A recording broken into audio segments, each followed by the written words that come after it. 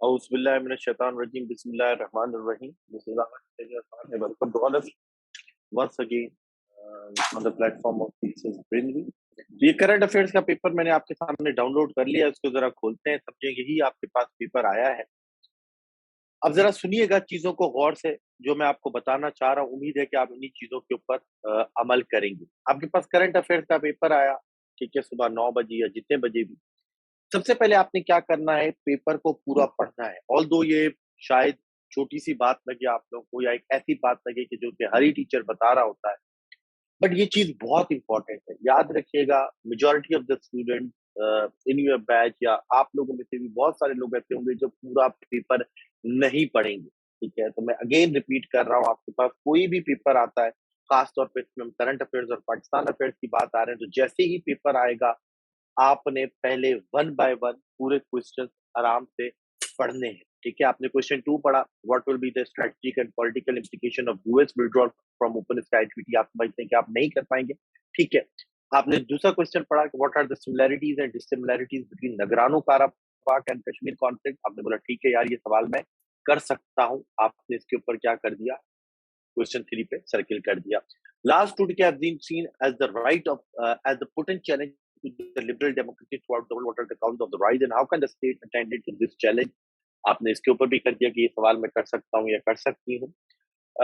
Then again, new provinces के ऊपर सवाल है। Most of the major political parties have committed to the creation of the new province in Pakistan. Should new provinces be created or not in Pakistan?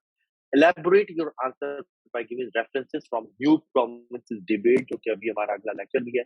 आपने कहा कि ठीक है मैं कर सकता हूँ। Some scholars from Afghanistan deal as a US withdrawal. Do you agree?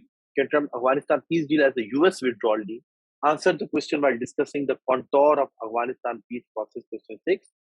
Then आपने कहा कि भाई मैं 7वां सवाल नहीं कर सकता। Then delineate the ways in which COVID-19 has affected the contours of the contemporary world order. आपने बोला ये मैं कर सकता हूँ। 5 सवाल आपने कहा कि मैं कर सकता हूँ। इनमें से आपने करने 4 हैं, तो वहीं के वहीं ये आपने 4 सवाल यहीं के यहीं डिसाइड कर लेने। मेजॉरिटी ऑफ द स्टूडेंट्स गलती क्या करते हैं, वो सबसे पहले जाते हैं, चारों पांचों सवाल पढ़ते हैं और जो उन्हें करना सवाल होता है उसको डिसाइड करते हैं और करने बैठ जाते हैं। ऐसा आपने नहीं करना। ठीक है, ये ट्रिक आजमाई हुई ट्रिक है। इसमें आपका टाइम भी बचेगा, जो मैं अभी बताने जा रहा हूँ, आपकी एफिशिएंसी भी बचेगी। और वो जो चीजें होती हैं अक्सर स्टूडेंट्स को कि भाई पहला सवाल किया, दूसरा सवाल की कुछ चीजें भूल गए, तीसरा सवाल आधा भूल गए, चौथे सवाल में कुछ याद ही नहीं आ रहा। तो ये जो भूलने वाली बीमारी है, इससे भी आप बचे रहें।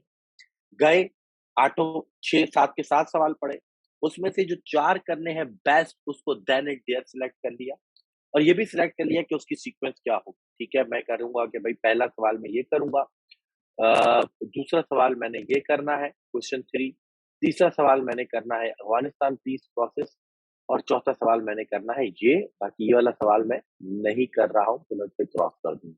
ठीक है जी? अब आपने नेक्स्ट पॉइंट क्या करना है, आप अगेन अगर आप यहाँ पे राइट पे देखेंगे, लेफ्ट पे देखेंगे, तो लोगों ने पेपर करना स्टार्ट कर दिया होगा। आप उससे घबराएंगे नहीं, क्योंकि आप जो ये पहले काम कर रहे हैं, ब्रेन स्टॉर्मिंग का काम कर रहे हैं, ये आपके अगले 2.5 घंटे, पौने 3 घंटे में काम आने वाला है। फिर आपका पेन रुकेगा नहीं।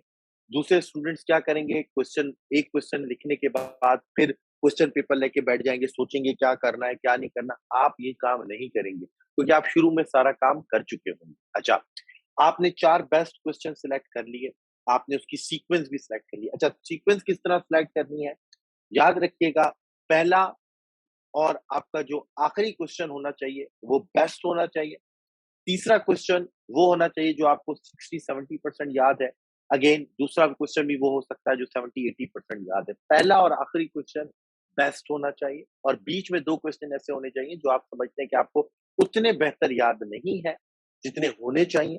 ठीक है, लेकिन फिर भी आप उसको कर सकते हैं 60-70-80% के ऊपर। तो इस तरह सीक्वेंस बनाएगा, first and last question best होने चाहिए और बीच में 19-20 भी चल जाएगा। अच्छा, देन आप क्या करेंगे, आप रफ कॉपी के पेज जाएंगे, पीछे जाएंगे, रफ वर्क के ऊपर जाएंगे। वहां पे लिखा हुआ होता है कॉपी की गाइडलाइंस में कि use the last 2 pages of the answer copy as rough work, और फिर रफ वर्क करने के बाद उसको हम क्रॉस करके काट भी देते हैं। उस रफ वर्क में आप क्या करेंगे कि आप चारों क्वेश्चंस की आउटलाइन बना लेंगे। ठीक है, रफ में ही आप चारों क्वेश्चन की आउटलाइन देन एंड देयर बना लेंगे। अगेन मैं कह रहा हूँ, आप लोगों में से मेजॉरिटी बच्चे शायद ये काम ना करें क्योंकि वो पीयर प्रेशर में आ जाएंगे, ग्रुप प्रेशर में आ जाएंगे, या जिसको कहा जाता है ग्रुप मेंटेलिटी के अंदर आ जाएंगे कि यहाँ वाला बच्चा भी लिखना शुरू कर गया, यहाँ वाले ने आधा सवाल कर लिया है और मैं अभी तक अपनी फेयर कॉपी में मैंने एक लफ्ज भी लिखा, छोड़ो छोड़ो सर की बातें, काम करना शुरू कर दो। ठीक है, आप वो काम भी करके देख लीजिएगा उसका नुकसान क्या होता है। देखिए, जब आप एग्जाम हॉल में जाते हैं ना, तो आपने सारी चीजें उसी टाइम रिवाइज की हुई होती है। आपके जहन में तमाम argument, example, evidence, fact, figures, lectures की रिकॉर्डिंग्स वगैरह सब फ्रेश होती है।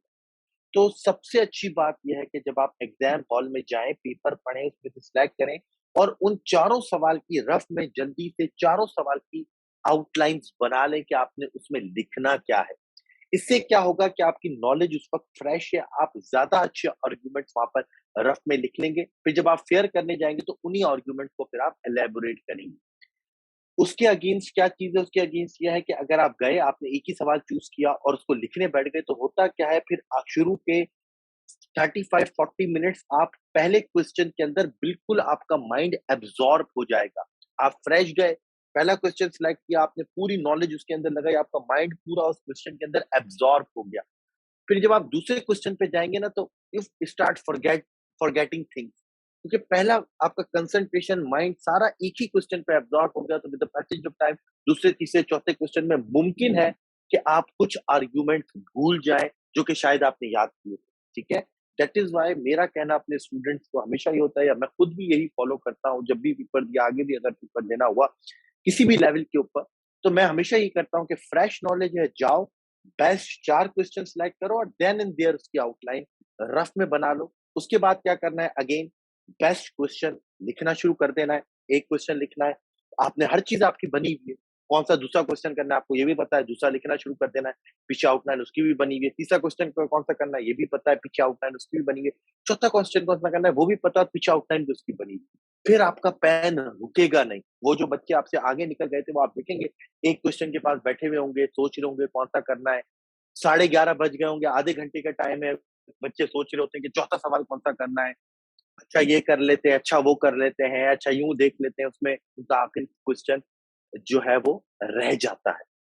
ठीक है, तो सबसे पहली ट्रिक पेपर की, पेपर आएगा, सवाल सवाल पढ़ेंगे, जो सवाल कर सकते हैं उस पर ट्रिक लगाएंगे, चार बेस्ट आंसर सेलेक्ट करेंगे, पहला और आखिरी क्वेश्चन सबसे बेस्ट होगा, दूसरा तीसरा ठीक है 19-20 हो सकता है, चारों की रफ में हम आउटलाइन देन एंड देयर वहां पर बना लेंगे ताकि फिर हमें कोई मसला ना हो। अच्छा जी, दूसरी बात इसके अंदर ये इंपॉर्टेंट है कि सबसे पहले आप जब पेपर में जाएंगे तो आपको क्वेश्चन पेपर के साथ साथ एमसीक्यूज की शीट भी मिलेगी, क्योंकि 20 नंबर के एमसीक्यूज है, ओएमआर शीट मिलेगी। तो आज से ये बात कहीं पर लिख लें कि you have to attempt the MCQs, all 20 MCQs in 10 minutes. ठीक है, या तो एमसीक्यूज आते हैं या एमसीक्यूज नहीं आते, और अगर एमसीक्यूज नहीं आते तो कोई नेगेटिव मार्किंग नहीं है। तो देन एंड देयर आता है, ठीक है लगा ले, नहीं आता गैस से लगाएं, जो कि होता है उससे लगा ले। ठीक है, क्योंकि आपको नहीं आता ना, और नेगेटिव मार्किंग भी नहीं है, आपके नंबर नहीं कटने वाले अगर आप गलत करना, एक्स्ट्रा नंबर नहीं कटेंगे।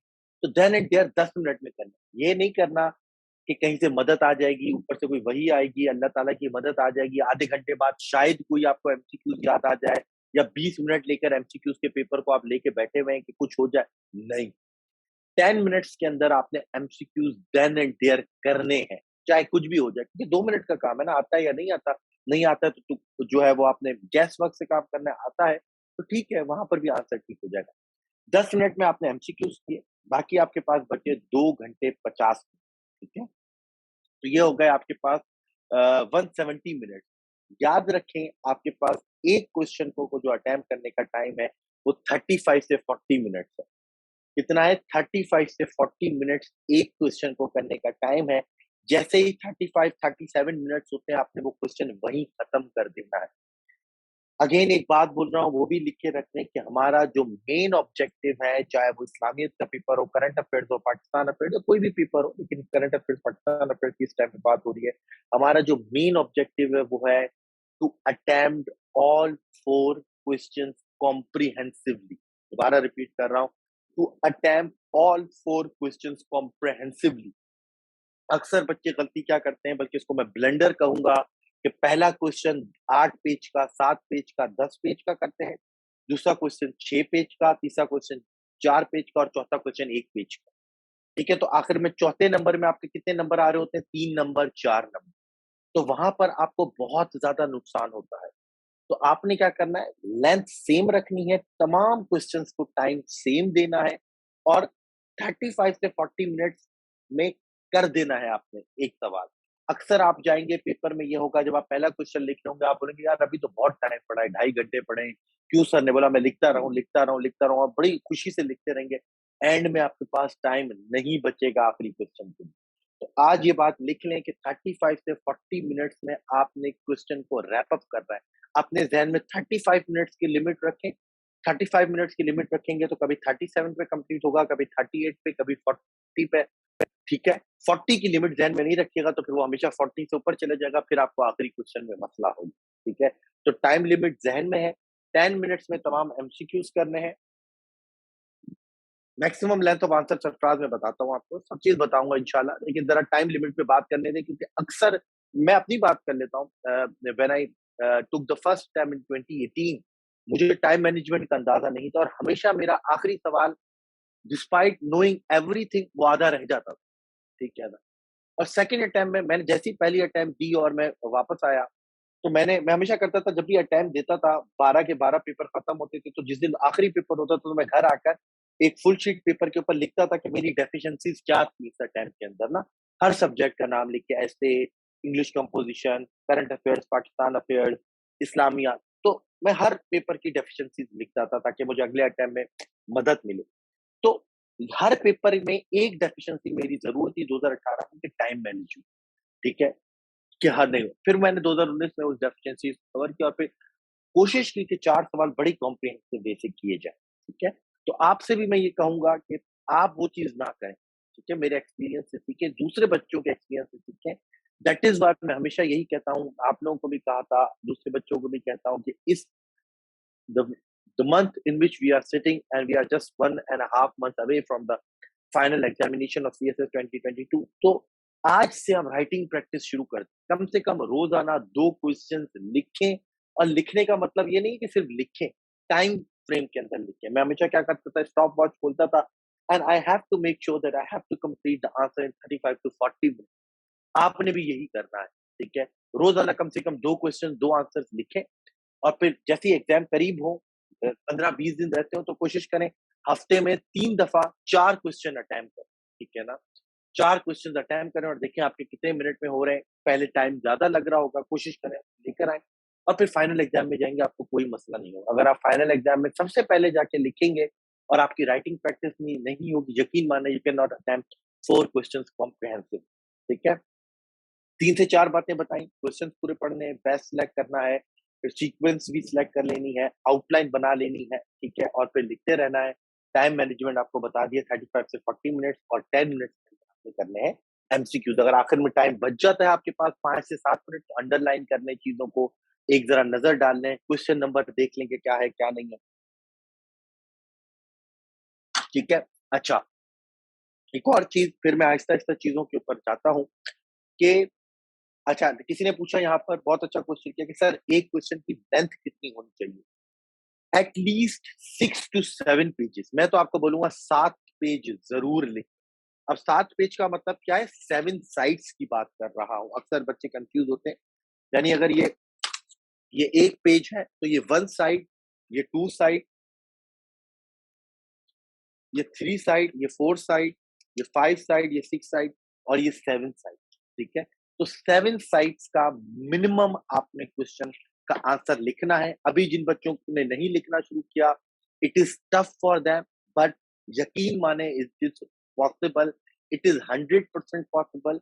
Student can write the answers of 8 pages as well. ठीक है, अच्छा, अब उसके अंदर भी तरीका है, मैं सब बताऊंगा, अमीर हमजा, मैं सब बताऊंगा आपको। ठीक है, आउटलाइन में लिख सकते हैं, नहीं लिख सकते, मैं सब बताऊंगा। पहले लेंथ की बात कर ली, 7 pages at least you have to write the answer of at least 7 pages. अब 7 पेजेस में भी काफी कमाल होता है कि हम उसमें ग्राफिकल प्रेजेंटेशन लेकर आते हैं तो वो बड़ा आसानी से 7 साढ़े 7 पेजेस हो जाता है। कहीं पे टेबल बना देते हैं, कहीं पे चार्ट बना देते हैं, कहीं पे ग्राफ बना देते हैं, कहीं पे मैप बना देते हैं, कहीं पे फ्लो चार्ट बना देते हैं, तो वो हमारी लेंथ को इंक्रीज कर देता है। अच्छा जी, फिर दूसरी सवाल यह है कि मार्जिन आपकी होनी चाहिए। जब आप एग्जाम की कॉपी देखेंगे ना, तो एक तरफ तो मार्जिन लगी हुई होती है, दूसरी तरफ आपने मार्जिन लगानी है। वो इसलिए कि जब आप कॉपी मोड़ते हैं ना, तो फिर अगर मार्जिन लगी हुई नहीं होगी तो प्रॉपरली अलाइन नहीं होगी आपकी राइटिंग। तो दूसरी तरफ भी आपने मार्जिन लगा दिए, ज्यादा मोटी मार्जिन नहीं लगाए, सिर्फ उतनी ही मार्जिन लगाए जितना वो कॉपी मोड़ रही है। तो आपने दोनों तरफ, एक तरफ मार्जिन लगी हुई होगी, दूसरी तरफ आपने मार्जिन लगानी होगी। ठीक है जी। तो ये मैंने आपको बता दिया। अच्छा, एक और बात, जब भी पेपर करेंगे, क्वेश्चन नंबर कॉपी के सेंटर में लिखेंगे, क्वेश्चन नंबर 2 उसको बॉक्स कर देंगे, और जहां पर क्वेश्चन कंप्लीट होगा वो पेज फिर छोड़ देंगे, और फिर नेक्स्ट पेज से दूसरा क्वेश्चन शुरू करेंगे, फिर वो पेज छोड़ देंगे, फिर नेक्स्ट पेज से शुरू करेंगे। अगर सिर्फ उस पेज की 2 लाइन हुई है तो ऑब्वियस सी बात है, कुछ स्पेस छोड़कर नया क्वेश्चन वहीं से शुरू कर दें। लेकिन अगर हाफ पेज है, हाफ से ज्यादा है, तो वो पेज आपने छोड़ देना है और फिर नेक्स्ट पेज से नया क्वेश्चन शुरू कर देना है। और जैसे ही क्वेश्चन आखिर में खत्म करेंगे, आपने 2 पैरेलल लाइंस लगा देनी है। ये आंसर कॉपी की गाइडलाइंस में भी लिखा हुआ होता है कि when you complete your answer, draw 2 parallel lines at the end of every answer, ताकि एग्जामिनर को पता चल जाए कि ये आपने आंसर कंप्लीट कर लिया है। ये चीजें हो गई, टाइम लाइन हो गई, ड्यूरेशन हो गई, कितना लिखना है वो चीज हो गई। कैसे लिखना है उसके ऊपर मैंने प्रेजेंटेशन बनाई है, उसके मैं आता हूँ। तीसरी चीज ये है कि इस्तेमाल क्या करना है। ब्लैक और ब्लू पेन इस्तेमाल करना है, ये गाइडलाइंस में भी लिखा हुआ है। पॉइंटर इस्तेमाल करना है कि बॉल पेन इस्तेमाल करना है कि जेल पेन इस्तेमाल करना है कि इंक पेन या फाउंटेन पेन इस्तेमाल करना है, इज अप टू यू।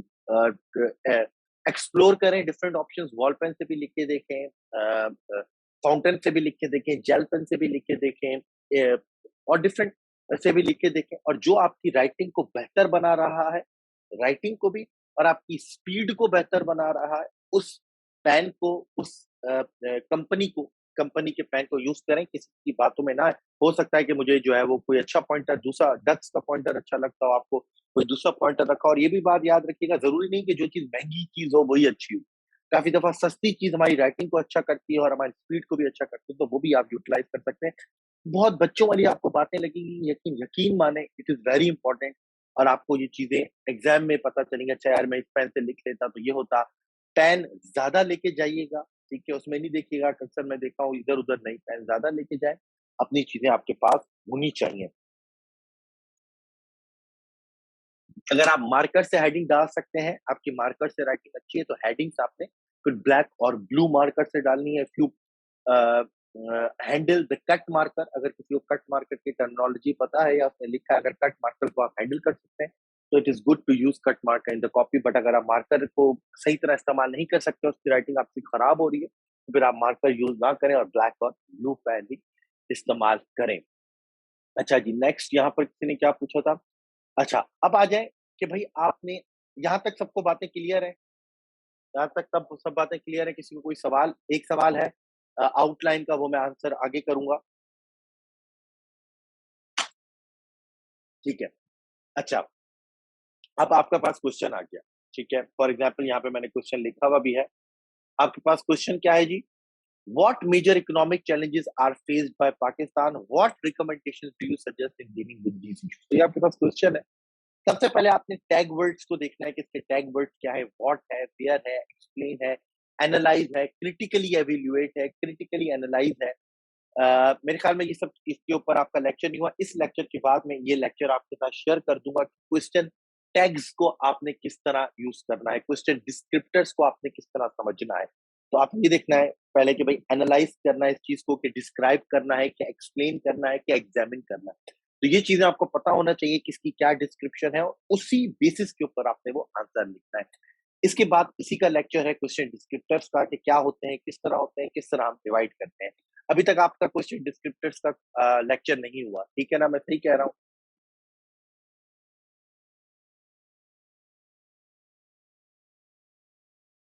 अब तक का आपका क्वेश्चन डिस्क्रिप्टर्स का लेक्चर नहीं हुआ, हाँ या ना में जवाब दें। ठीक है, मैं इसके बाद शेयर कर दूंगा तो आपके क्वेश्चन डिस्क्रिप्टर्स या क्वेश्चन टैग्स जो है वो भी आपको पता चल जाएंगे। तो सबसे पहले क्वेश्चन पे क्या ध्यान में रखना है, उसकी डिस्क्रिप्शन। या देखिए, अगर मैं आपको क्वेश्चन पेपर दिखाऊं तो यहाँ पर क्या है, व्हाट आर द सिमिलैरिटी। ठीक है, दूसरा देखें, यहाँ पर भी व्हाट से शुरू हो रहा है, ये भी आसान डिस्क्रिप्टर्स होते हैं। अगेन इलेबोरेट, ये डिफरेंट क्वेश्चन टैग है, ये भी व्हाट वाली कैटेगरी में आता है, जिसको इलेबोरेट करें, ये भी उसके में आ जाएगा। फिर आप देखें, डू यू एग्री, ये आपका ओपिनियन पूछ रहा है, साइड पूछ रहा है। फिर हाउ वाला, ये भी आसान है। डीलिनिएट, अगेन डीलिनिएट भी इलेबोरेट में आ जाता है, डिस्क्राइब में आ जाता है। तो इस पेपर में तमाम क्वेश्चन टैग्स जो है बड़े इजी से, लेकिन कई दफा मुश्किल होते हैं। डिस्क्राइब होता है, डिस्कस होता है, कमेंट होता है, एनालाइज होता है, क्रिटिकली एनालाइज होता है। तो वो भी आपने चीजें देखनी है, जो कि हम इंशाल्लाह नेक्स्ट लेक्चर आपके साथ शेयर करेंगे, तो उसमें कवर करेंगे। अच्छा, अब क्वेश्चन आया आपके पास, what major economic challenges are faced by Pakistan, what recommendation do you suggest in dealing with these issues. अब आपके पास चॉइस है कि आप पहले आउटलाइन बनाएं, क्वेश्चन की आउटलाइन बनाएंगे, मेन पॉइंट्स का, ठीक है ना, मेन हेडिंग्स जो होंगी उसकी आउटलाइन बनेगी, और फिर आप इंट्रोडक्शन लिखें, और फिर आप पूरे क्वेश्चन को शुरू करना शुरू करें। It's up to you. या फिर आप डायरेक्ट इंट्रोडक्शन लिखें और फिर अपना आंसर शुरू करें और फिर कंक्लूजन लिखें।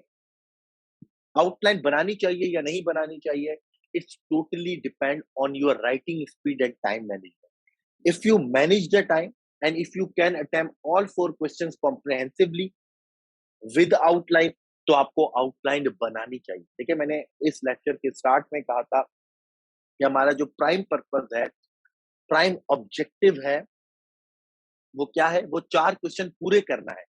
अगर आपका आउटलाइन बनाने की वजह से आखिरी क्वेश्चन कॉम्प्रोमाइज हो रहा है, तो आप आउटलाइन ना बनाए तो बेहतर है, ठीक है ना।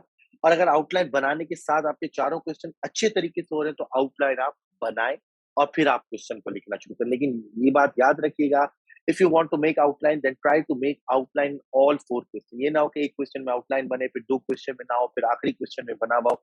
ये आपकी पूरी सीक्वेंस को, आपकी जो है वो सिमेट्री को, आंसर कॉपी की खराब कर देगा। बना रहे हैं तो चारों में बनाए, नहीं बना रहे तो चारों में नहीं बनाए, और चारों क्वेश्चन को कंप्लीट करें। तो क्वेश्चन आया, आपने आउटलाइन बनाई, आपने आउटलाइन नहीं बनाई, depend on your time speed.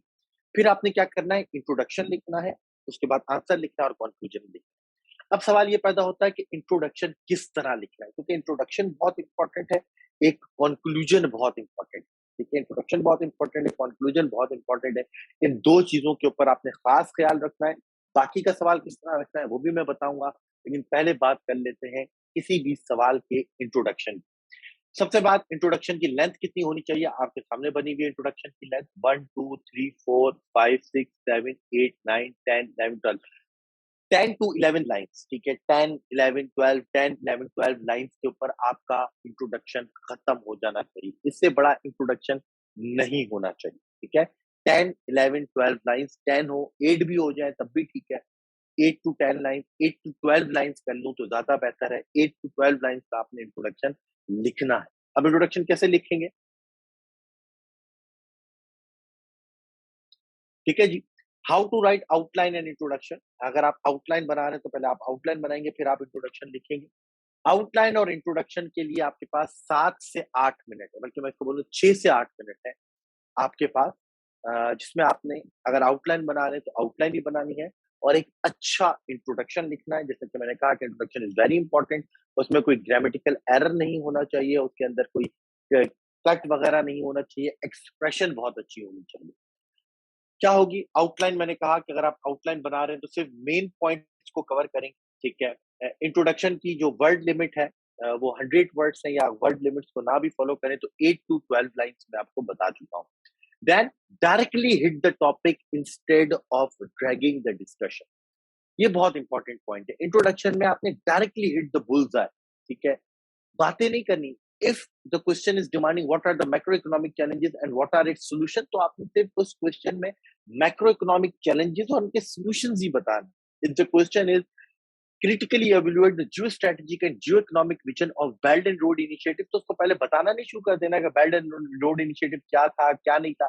Introduction आप डायरेक्टली हिट करेंगे कि भाई ये थे जियो स्ट्रेटेजिक और जियो पॉलिटिकल विजन बिहाइंड बीआरआई। हाँ, इंट्रोडक्शन के बाद आप पूरी बॉडी में जो आंसर लिखने जा रहे हैं उसमें आप एक हेडिंग कर लें, उसको डिफाइन करने की, उसके बैकग्राउंड की या उसकी हिस्ट्री की, बट इंट्रोडक्शन में वो बातें नहीं करनी। डायरेक्टली हिट करना है टॉपिक को, इधर उधर की हिस्ट्री की, बैकग्राउंड की, डेफिनेशन की कोई बात नहीं करनी, directly hit the topic instead of dragging the discussion. Give your main points in the intro. आपकी जो पूरे सवाल की जो हेडिंग्स है, जो मेन आर्ग्यूमेंट्स है, उनकी एक समरी होती है, ठीक है, उनकी एक समरी होती है introduction. Pay special attention to your language and expression. बड़ी अच्छी आपने जो है वो तवज्जो देनी है अपनी लैंग्वेज पे, अपने एक्सप्रेशन पे, अपने फ्लो ऑफ आइडियाज के ऊपर। Use idiomatic language if you know it. Idiomatic language होती है, कुछ फ्रेजल वर्ब्स होते हैं, अगर आपको वो पता है तो उसको यूज करें, नहीं पता है तो कोई मसला नहीं है। Use quotation and reference in the end. हमेशा याद रखें, इंट्रोडक्शन के एंड में एक कोटेशन या रेफरेंस जरूर लिखें, प्रॉपर वे के अंदर, ठीक है। अच्छा, डूज क्या है, डोंट्स क्या है इंट्रोडक्शन के? इंट्रोडक्शन में कोई स्टैटिस्टिक्स नहीं होगी, कोई एग्जाम्पल नहीं होगी, ठीक है, कोई डेटा, कोई फैक्ट फिगर नहीं होगा। इंट्रोडक्शन में सिर्फ आर्ग्यूमेंट्स होंगे, अच्छी लैंग्वेज के अंदर होंगे, और कोटेशन और रेफरेंस होगी। Data, statistics, example, case studies, ये सब चीजें आंसर की बॉडी पैराग्राफ के अंदर होंगी, जिसके अंदर हम हेडिंग डाल के बॉडी पैराग्राफ कहते हैं, उसके अंदर होंगी। इंट्रोडक्शन के अंदर ये चीजें नहीं होंगी। तो क्वेश्चन आया आपके पास, आपने आउटलाइन बनाई, उसका इंट्रोडक्शन लिखा 8 to 12 लाइन का, उसके नीचे कोटेशन लिखी। इस सब के लिए आपके पास 6 से 8 मिनट है। आउटलाइन नहीं लिखना चाहते, it's up to you. Directly hit the bullseye. Main points, main argument जो आपके आंसर के हैं, उन सबको एक समराइज वे के अंदर, अच्छी एक्सप्रेशन के अंदर आपने इंट्रोडक्शन में लिखना है। Introduction is key as well as the conclusion. आइए जरा देखते हैं इंट्रोडक्शन कैसे लिखना है। अच्छा, what major economic challenges are faced by Pakistan? What recommendation do you suggest in dealing with these issues? तो सबसे पहले आपने अंडरलाइन कर लें कि भाई इसने क्या क्या चीजें पूछी हैं, ताकि आपको पता चले, या आप ब्रेन स्टॉर्मिंग भी करेंगे जब पहले जाके एग्जाम में, तो आपको पता चलेगा कि भाई मैंने करना क्या है इस क्वेश्चन के अंदर। तो इसे दो चीजें पूछी है बेसिकली, कि इकोनॉमिक चैलेंजेस क्या है, और उसकी रिकमेंडेशन या सोल्यूशंस पूछे, ठीक है आपसे। मैंने सेंटेंसेस की तो बात नहीं, मैंने आपको लाइंस बता दी था, आपकी मर्जी है, 8 to 12 लाइन, अब जितने भी सेंटेंसेस में लिखो। अच्छा, इसने इकोनॉमिक चैलेंजेस पूछे हैं मेजर, और उनकी रिकमेंडेशन। तो मैंने क्या लिखा है, Pakistan economy is in shambles. It entrapped itself in the vicious circle of debt, twin deficit and energy crisis. देखिए, मैंने कोई बात नहीं, मैंने डायरेक्ट जो है वो चैलेंजेस बताना शुरू कर दी। ना हिस्ट्री में गया, ना बैकग्राउंड बताया, कुछ भी नहीं। हाँ, हिस्ट्री बैकग्राउंड अगर आपका दिल है तो इंट्रोडक्शन के बाद आप एक पैराग्राफ लिखिए। अच्छा, Pakistan's economy is in shambles. The entrap itself in the vicious cycle of debt, twin deficit, and energy crisis, besides declining exports, shrinking tax to GDP ratio, and skyrocketing inflation, portend the disastrous scenario for Pakistan's economy. Hence, यहाँ तक मैंने बताया, ये मेरे challenges हैं, main उनकी summary पेश कर दी। आगे solution की बात करूंगा। Hence, an inclusive policy consists of structural changes in the need of an hour. A policy whose foundation should be based on increasing revenue and decreasing expenditure. Similarly, producing conducive atmosphere for foreign direct investors and industrialization can also play their role in mitigating economic crisis. यहाँ पे मैंने क्या किया, recommendation वाला part आ गया। फिर मैंने quotation लिख दी कि Pakistan economy is like an aeroplane which took off dozen time only to come crashing down each time. The only logical conclusion would be the aircraft required a fundamental redesign. Atif Mian, book House of Tag. ये था proper introduction. Directly कोई statistics, कोई statistic data वगैरह नहीं, main arguments की summary, और उसके बाद कोटेशन और रेफरेंस के साथ। देखिए, कोटेशन मैंने बीच में लिखी और नीचे पे रेफरेंस भी दिया है। आप लोग सिर्फ ये दे देते हैं और रेफरेंस नहीं देते। अच्छा, यहाँ पे ये बात करिएगा, कभी ये नहीं लिखिएगा कि डॉन या इकोनॉमिक, ये जो ट्रिब्यून या द न्यूज, ये कभी भी रेफरेंस नहीं होता। रेफरेंस किसी ऑथर का होता है, और उस ऑथर हमेशा वो ऑथर होगा, वो एनालिस्ट होगा, वो क्रिटिक होगा जो मशहूर है, ठीक है ना, या कोई उसने बुक लिखी है या कोई रिसर्च पेपर लिखा है, उसका आप नाम बताएंगे, उसका रेफरेंस कोट करेंगे। ये वर्ड डॉन और ये ट्रिब्यून वगैरह नहीं लिखे। हाँ, जो इंटरनेशनली रिकग्नाइज्ड है वो आप कोट कर सकते हैं। फॉर एग्जांपल, आप कह सकते हैं फॉरेन अफेयर्स मैगजीन में आया, फॉरेन पॉलिसी मैगजीन में आया, उसको आप कोट कर सकते हैं। वॉल स्ट्रीट जर्नल को आप कोट कर सकते हैं, बट डॉन, ट्रिब्यून, द न्यूज को कोट नहीं करिएगा। यहाँ तक बात क्लियर है?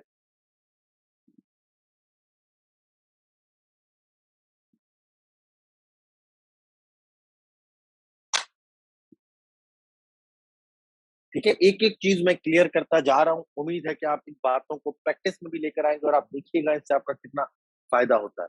इंट्रोडक्शन लिखा, अब आप पूरा क्वेश्चन करेंगे, ठीक है ना, पूरा आंसर। अब आंसर किस तरह करना है,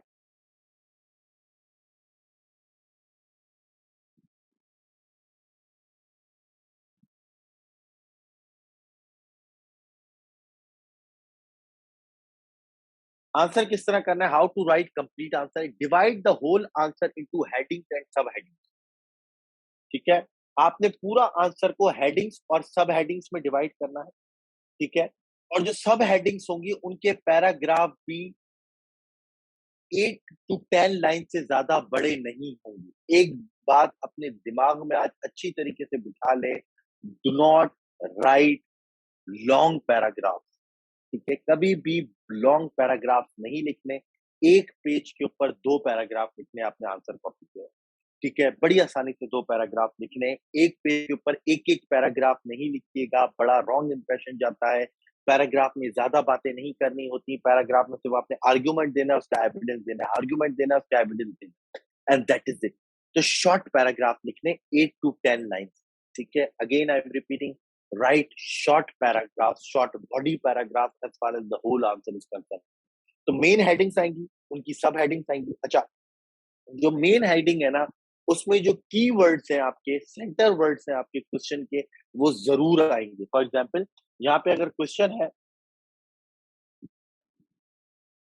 यहाँ पे अगर क्वेश्चन है कि what are major economic challenges are face by Pakistan, what recommendation do you suggest dealing with the issues, तो जो आपके आंसर की 2 मेन हेडिंग्स होंगी ना, वो होंगी economic challenges faced by Pakistan, फिर उसकी सब हेडिंग्स आ जाएंगी, फिर practical recommendations to reform the economy of Pakistan, तो फिर उसकी सब हेडिंग्स आ जाएंगी। यानी जो मेन हेडिंग्स थी उसमें क्वेश्चन के कीवर्ड्स होने चाहिए, और कीवर्ड्स 2 थे, इकोनॉमिक चैलेंजेस और इसकी recommendations. Economic challenges faced by Pakistan, major economic challenges faced by Pakistan, cardinal economic challenges faced by Pakistan, significant economic challenges faced by Pakistan, and practical recommendations या inclusive policy steps, inclusive recommendation to reform the economic sector of Pakistan. तो उसके अंदर हमारे पास सब headings आ जाएंगी। ठीक है जी।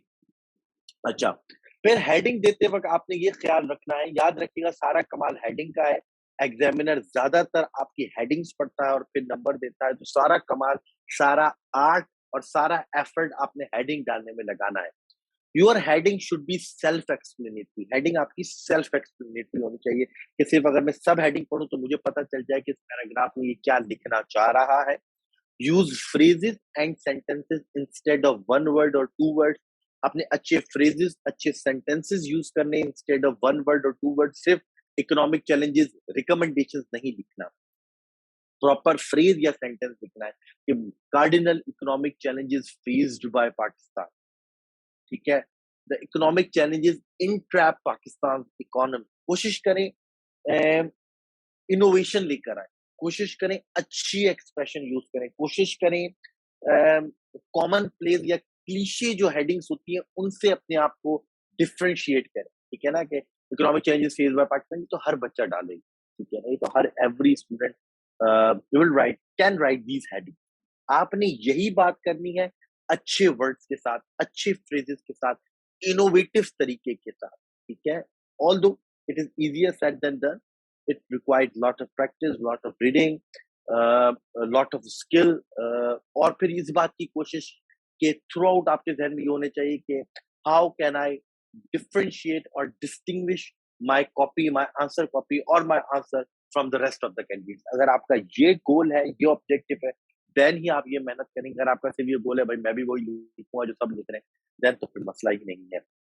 तो हेडिंग सेल्फ एक्सप्लेनेटरी होंगी, फ्रेजेस या सेंटेंसेस होंगे हेडिंग में, cliché words, cliché phrases, common place words या रिपीटेशन नहीं होगी। अच्छे वर्ड्स, अच्छी फ्रेजेस, इनोवेटिव तरीके से आप लिखेंगे हेडिंग्स को, सब हेडिंग्स को।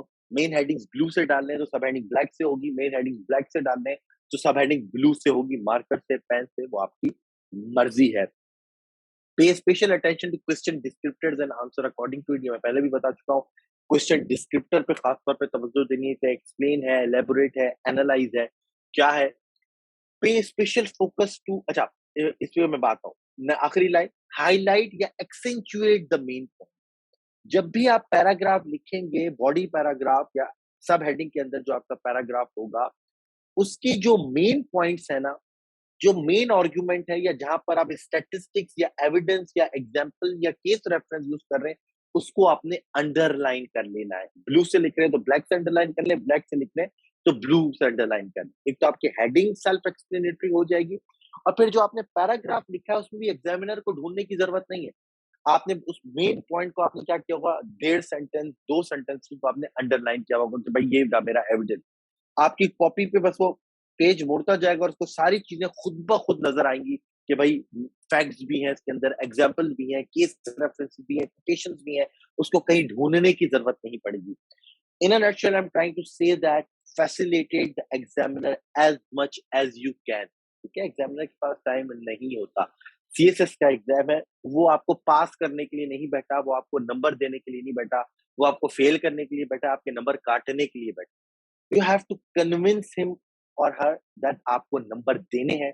You have to convince him or her that your answer copy is different from the rest of the candidate. You have to convince him or her that you have better prepared and you know the art of writing and the art of answering the question. मैं पहले भी कह चुका हूँ कि 50% lectures है, 50% शायद आपकी तैयारी, और सारा 50% आज के लेक्चर पे डिपेंड करता है कि आप किस तरह आंसर दे रहे हैं, किस आर्ट के थ्रू दे रहे हैं, किस तरह प्रेजेंट कर रहे हैं अपनी कॉपी के ऊपर जो चीजें आपको आती हैं। ठीक है ना, एक बच्चा है वो सिंपल जो है वो स्टैटिस्टिक्स लिख देता है according to the economic survey of Pakistan, और जो है वो डेट इतना है और ये चीज इतनी है, और पैराग्राफ में लिख देता है ना, उसको हाईलाइट करता है, कुछ भी नहीं करता। एक दूसरा बच्चा है वो एक आर्गुमेंट लिखता है, नीचे हेडिंग डालता है, स्टैटिस्टिक्स टेबल बना देता है, उसमें लिख एक कॉलम में लिख देता है भाई के पर्टिकुलर, दूसरे कॉलम में लिखता है स्टैटिस्टिक्स, लिखता है डेट कितना था, ट्विन डेफिसिट कितना है, दूसरी चीजें कितनी है, और उसके टेबल के नीचे लिखता है economic survey of Pakistan 2021-2022। Obviously सी बात है उस बच्चे को ज्यादा नंबर मिले। ठीक है, इसी तरह अगर आप एजुकेशन पे लिख रहे हैं और आप लिख रहे हैं कि भाई, या पॉपुलेशन पे लिख रहे हैं, आप लिख रहे हैं according to population census 2071 the population of Pakistan is 207.7 million, उसको आप अंडरलाइन कर रहे हैं तो वो बकायदा आपकी कॉपी पे नजर आ रहा होगा। अगर आप अंडरलाइन नहीं करेंगे तो शायद इस बात की प्रोबेबिलिटी है कि वो चीज आपकी नजर ही नहीं आए। ठीक है, तो पैराग्राफ में जो इंपॉर्टेंट पॉइंट्स हैं या इंपॉर्टेंट स्टैटिस्टिक्स वगैरह, उसको आपने अंडरलाइन कर देना है। Next, pay special focus to charts, tables, maps, graphical representation के ऊपर भी आपने बड़ा एक इंपॉर्टेंट फोकस रखना है कि मुझे जहां पर भी मौका मिलेगा ग्राफिकल रिप्रेजेंटेशन का मैं करूंगा। फॉर एग्जाम्पल इकोनॉमी का सवाल है, आप एक टेबल बना दें उसमें इकोनॉमी, आप फ्लो चार्ट बना दें। फॉर एग्जाम्पल वो आपसे पूछता है कि अफगानिस्तान पीस प्रोसेस की बात कर रहा है, तो आप एक फ्लो चार्ट बनाकर उसको स्टेप्स बना सकते हैं या हिस्ट्री के इवेंट्स बता सकते हैं कि इन मराइल के बाद जो है वो अफगानिस्तान का पीस प्रोसेस हुआ, पहले दोहा डील हुई, उसके बाद से ये चीजें, और फाइनल जो है वो पीस डील हुई। मुझे 1 मिनट दीजिएगा, मैं इस लेक्चर को कंटिन्यू करता हूँ।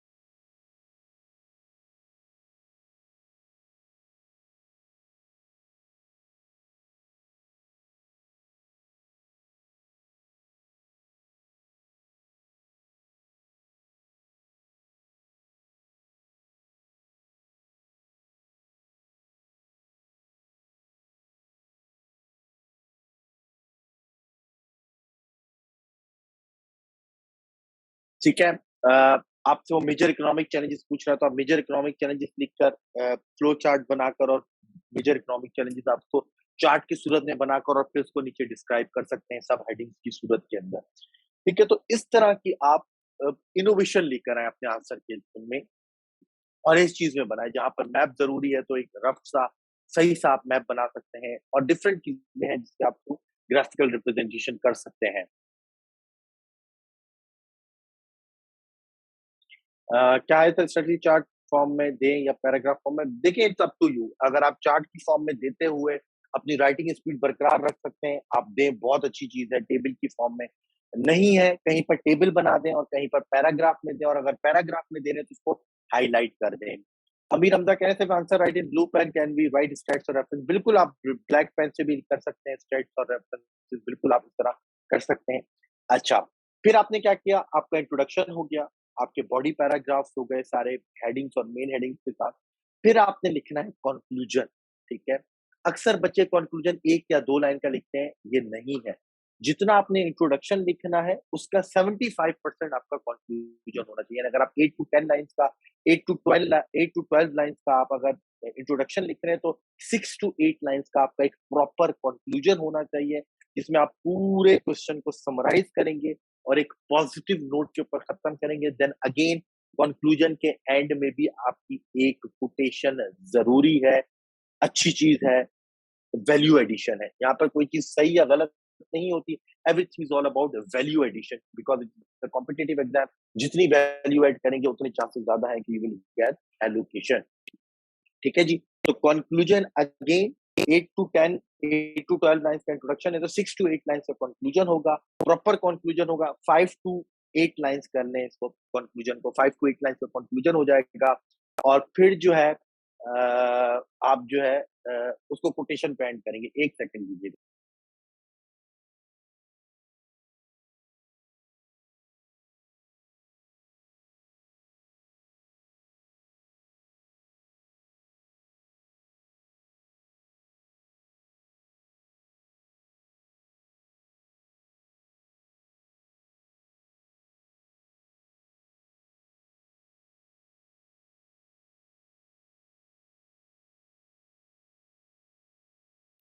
ठीक है जी? तो फिर जाके यू कैन से कि मेरा एक सवाल अच्छे तरीके से, तो अक्सर मैं देखता हूँ बच्चों ने इंट्रोडक्शन सही नहीं लिखा होता, हेडिंग सब हेडिंग्स में डिवाइड चीज़ें नहीं की हुई होती, ग्राफिकल रिप्रेजेंटेशन नहीं होती। हर सवाल में एक ग्राफिकल रिप्रेजेंटेशन तो ज़रूरी है, रेफरेंसेस सही नहीं दिए हुए होते, डाटा होता है तो उसको हाइलाइट नहीं किया होता, कंक्लूजन सही नहीं होता। इस तरह आपने 7 पेजेस के ऊपर अपना आंसर लेकर आना है, proper introduction, quote, reference, heading, subheading, उनके अंदर मेन पॉइंटर्स को हाइलाइट करना है, ग्राफिकल रिप्रेजेंटेशन ज़रूरी है and then proper conclusion 6 to 8 lines और फिर उसके नीचे एक कोटेशन या रेफरेंस।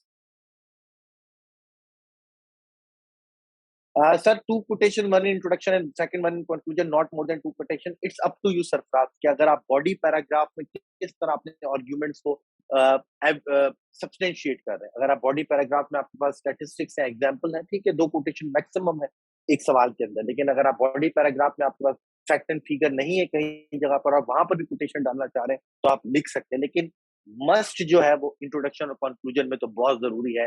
इंट्रोडक्शन में तो सबसे ज्यादा जरूरी है, कंक्लूजन में डालेंगे तो वो वैल्यू एडिशन है। इसके अलावा आपकी मर्जी है, आप स्टैटिस्टिक्स वगैरह बॉडी पैराग्राफ में उससे आप काम चला सकते हैं। अमीर हमजा कह रहे हैं, सर राइटिंग स्पीड कैसे इंक्रीज करें, प्लीज बता दें। You can increase your writing speed by writing more, simple है। ठीक है ना, इसमें कोई ढकी छुपी बात नहीं है। ज्यादा लिखोगे तो ज्यादा राइटिंग, तो जस्ट राइट रनिंग। ठीक है ना, if you want to increase the stamina in running, you have to run more, you have to run daily. ठीक है ना, वो शुरू हम 1 किलोमीटर से या आधे किलोमीटर से करते हैं और फिर ग्रेजुअली उसको इंक्रीज करते हैं, 10 किलोमीटर पे पहुंच जाते हैं। ये मुझे भी पता है, आप भी कर सकते हैं, पूरी दुनिया कर सकती है। Same is the case with writing speed. 4 pages से शुरू करें, रोज की बेसिस पे प्रैक्टिस करें। आप देखें 7 या आप 10 पेजेस पर भी पहुंच सकते हैं। It's all about practice, but practice needs time and practice needs patience. और अगर आप मुझसे अभी पूछें, आज 22 तारीख है और आपके पास 1.5 महीने का टाइम है, it is more than enough. आप आराम से 10 पेजेस वाले स्टेमिना, 10 पेजेस वाली स्पीड को अचीव कर सकते हैं। नहीं भी तो 7 पेजेस तो बड़ी आसानी से लिखेंगे। लेकिन चीज क्या है, you have to write daily, you have to write more and patience और टाइम देना है। आप देखें आप कैसी चीज को अचीव करेंगे। मसला ये है कि हमारे बच्चे नोट्स मेकिंग को, समझने को, लेक्चर्स को बड़ा इंपॉर्टेंस देते हैं और देनी भी चाहिए, बट जो other half of the preparation है, यानी writing, paper presentation, answering techniques, उसके ऊपर तवज्जो नहीं देते और यही होता है कि उनके फिर स्कोर कम आता है। डिस्पाइट शायद वो किसी और उससे मिले तो उसको बहुत ज्यादा चीजें नहीं आती हो, बट उसके मार्क्स आपसे भी ज्यादा होंगे क्योंकि उसने लिखा आपसे बेहतर है। आपको उससे काफी चीजें बेहतर भी आती हो, लेकिन आपके मार्क्स से कम होंगे क्योंकि शायद आपने लिखा उससे कम है। ठीक है जी? तो इस चीज़ को देखें, मैं बस एक क्वेश्चन देता हूँ, मैं एक स्टूडेंट का क्वेश्चन है। जो अच्छे स्टूडेंट्स लिखते हैं, मैं उनसे एक क्वेश्चन बोला था और मैं उनसे परमिशन भी लेनी थी क्योंकि मैं किसी भी स्टूडेंट का काम उसकी परमिशन के बगैर नहीं दिखाता। तो मैं सिर्फ वो आपको ये दिखा दूँ कि किस तरह जो है वो चीज़ें हो रही हैं।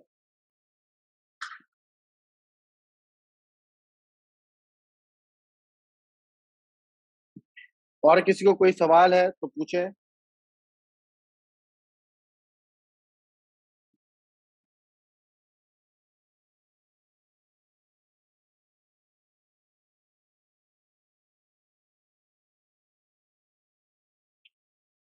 किसी को कोई क्वेश्चन है तो जी पूछ ले हाथों हाथ। How can we tackle MCQs part in both subject? आपने अगर एमपीटी की तैयारी सही की है तो आपको तो इसकी फिक्र ही नहीं होनी चाहिए। अगर आपने एमपीटी की प्रिपरेशन सही की है तो इसकी तो आपकी फिक्र ही नहीं होनी चाहिए। स्टैटिस्टिक्स कैसे याद रखें? रिवीजन के तौर पर, ठीक है, एक चार्ट बना लें बड़ा सा या एक कॉपी बना लें और उसके अंदर कोशिश।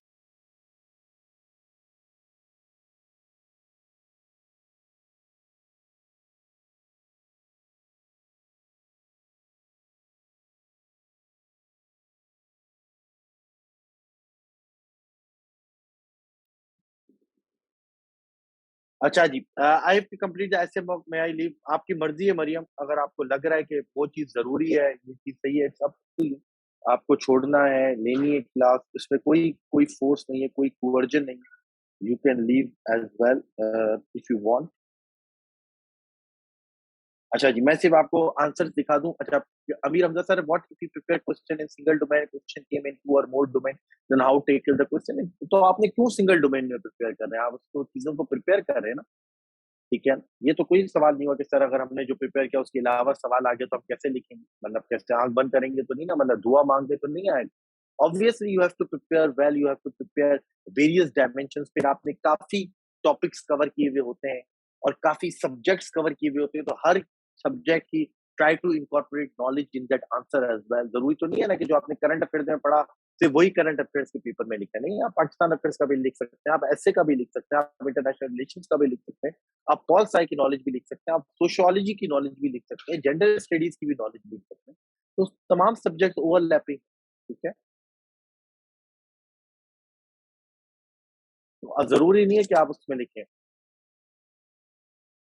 किसी ने क्या क्वेश्चन किया है?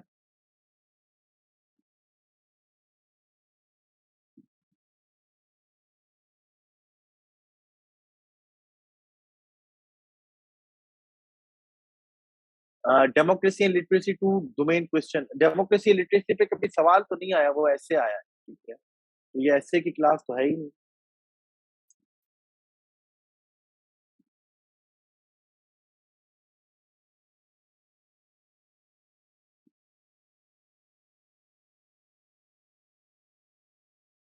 ठीक है ना, democracy literacy do not move together, इसके ऊपर तो ऐसे आया है।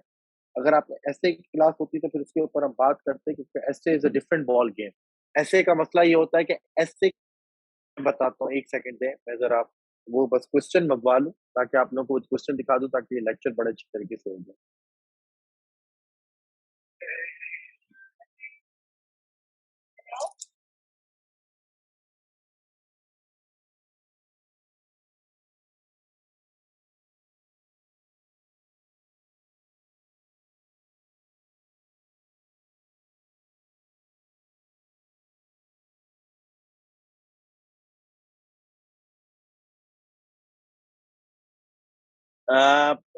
Sir any gas question for CNPA? अभी हम जो 8 अप्रैल से लेने जा रहे हैं, उस 7 दिन में जितने भी चीजें, मैं आपको 12 लेक्चर्स कराऊंगा, बल्कि मैं आपको दिखा भी देता हूँ, वो तमाम के तमाम मेरे ख्याल में बहुत इंपॉर्टेंट क्वेश्चन। ऑल दो इस सेशन में तो हम 62 लेक्चर्स को कवर करने वाले हैं, लेकिन सबसे अगर आप इंपॉर्टेंट पूछेंगे तो वही था जो मैं आपको जो है वो बता चुका हूँ या दिखा भी चुका हूँ उस टाइम पे। मुझे नहीं पता कि ये रही,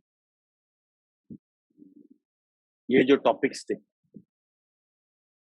एक सेकंड, ये देखें, ये 12 टॉपिक्स या 14 टॉपिक्स जो है, इसका मैं चार्ट भी आप लोगों के साथ शेयर कर चुका हूँ, और आप लोगों के लिए तो फ्री ऑफ कॉस्ट है। कि रशिया यूक्रेन कॉन्फ्लिक्ट है, critical analysis of national security policy of Pakistan है, presidential versus parliamentary system debate है, what suits Pakistan, political structure and political culture of Pakistan है, OIC और पाकिस्तान का उसको रोल है किस तरह रिवाइव करना है, पाकिस्तान का पैराडाइम शिफ्ट है from geopolitics to geoeconomics, CPEC 2.0 industrialisation है, स्पेशल इकोनॉमिक जोन है, new era of Pak Russia relations है, तालिबान अफगानिस्तान, उसकी situation, peace process, religious radicalisation और एक्सट्रीमिज्म इन पाकिस्तान, इसके ऊपर ऐसे भी बहुत इंपॉर्टेंट है, इस्लामोफोबिया की डायमेंशन, कॉजेज और सॉल्यूशंस, और इलेक्टोरल रिफॉर्म्स का एनालिसिस। ठीक है, इसमें आप क्लाइमेट चेंज भी ऐड कर लें, आर्टिफिशियल इंटेलिजेंस भी to a certain extent add कर लें, तो ये 12-14 टॉपिक एक्सट्रीमली इंपॉर्टेंट है, जिसको इंशाल्लाह हम अप्रैल 8 से लेकर ऑनवर्ड एक हफ्ते में बड़े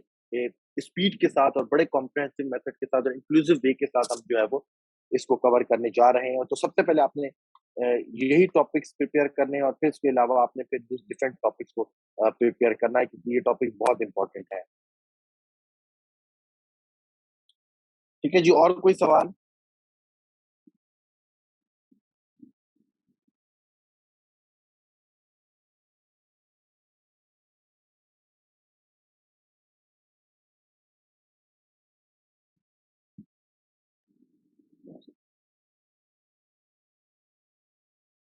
अच्छा जी, इस लेक्चर के बाद सर न्यू प्रोविंसेस लेक्चर आप शेयर कर देंगे, सुन लेंगे आज ही इंशाल्लाह? नहीं, नहीं, आज फिर न्यू प्रोविंसेस का लेक्चर मैं शेयर नहीं करूँगा। आज मैं क्वेश्चन डिस्क्रिप्टर्स का, या जो टैग वर्ड है, डिस्क्राइब आए तो कैसे लिखना है, इवैल्यूएट आए तो कैसे लिखना है, एनालाइज़ आए तो कैसे लिखना है, क्रिटिकली एनालाइज़ आए तो उसका क्या मतलब है, वो आपके साथ शेयर करूँगा। फिर कल के लेक्चर के स्टार्ट में फिर मैं आपको कंप्लीट आंसर भी दिखा दूँगा, क्योंकि अभी ये फिर व्हाट्सएप में डाउनलोड भी नहीं हो रहा, शायद कोई मसला भी आ चुका है। ठीक है जी? तो आज के लेक्चर का इतना ही। आज हमने देखा कि किस तरह प्रेजेंटेशन करनी है, किस तरह इंट्रोडक्शन लिखना है, क्या टाइम मैनेजमेंट है, 4 क्वेश्चंस को किस तरह टैकल करना है, टाइम मैनेजमेंट कितनी है, लेंथ कितनी है, और क्वेश्चन टैग्स का मैं आपको लेक्चर दे रहा हूँ। काफ़ी बच्चों ने डिजिटलाइजेशन का लेक्चर भी नहीं सुना, वो भी आप सुने। पॉपुलेशन का कल वाला लेक्चर भी आपके साथ शेयर हो जाएगा इंशाल्लाह थोड़ी देर में। तो this is it from my side, इंशाल्लाह we'll meet tomorrow, till then अल्लाह हाफ़िज़ एंड टेक केयर।